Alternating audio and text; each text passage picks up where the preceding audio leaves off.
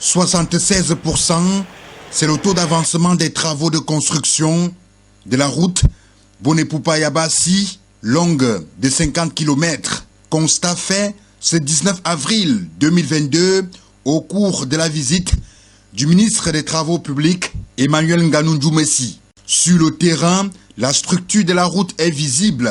L'entreprise Benz travaille. Oui, donc il s'agit de la route Boné-Poupa-Yabassi qui est longue de 50 km de route bitumée sur 7 mètres de large et 1,5 m d'accotement de chaque côté.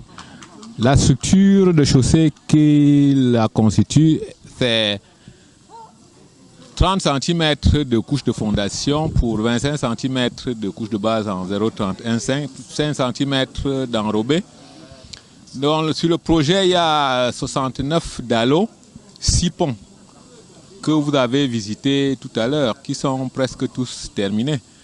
Et ce qui reste à achever pour l'instant est constitué de 15 km de couche de base en 0,31 et 20 km d'enrobé et 10 km d'assainissement sur les 10 derniers kilomètres.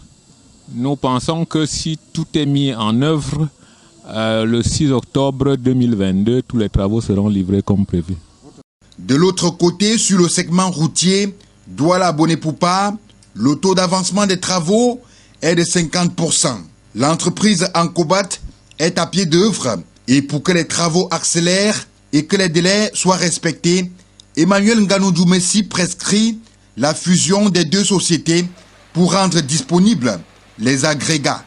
J'ai demandé que la société Benz et la société Ancobat se mettent ensemble afin que Ancobat exploite l'un des fronts de carrière où se trouve la société Benz, au besoin avec ses équipements. Ainsi, les agrégats seront disponibles pour les deux entreprises et les travaux avanceront. Sur le terrain, les populations savourent déjà les avantages de la route. Quand on voit comment est la route, on voit qu'elle est bitumée et c'est très important pour les véhicules. C'est très important. Vous savez, pour avoir été maire de Kondjok et d'être obligé de faire Douala-Yabassi, Yabassi-Kondjok, l'état de la route nous donne beaucoup de joie.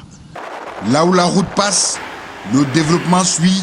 Cela se vérifie déjà à Yabassi.